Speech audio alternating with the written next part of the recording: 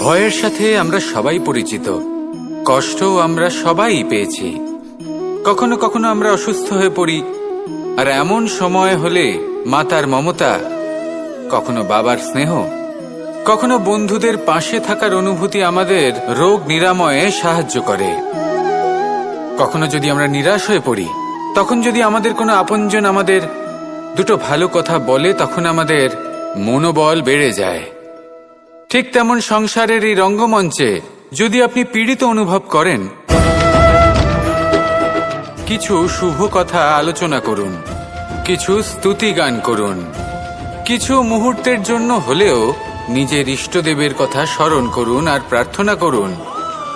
সাহস বাড়বে, শক্তিও বৃদ্ধি পাবে এবং সামনে এগিয়ে চলার পথও দেখতে পাবেন।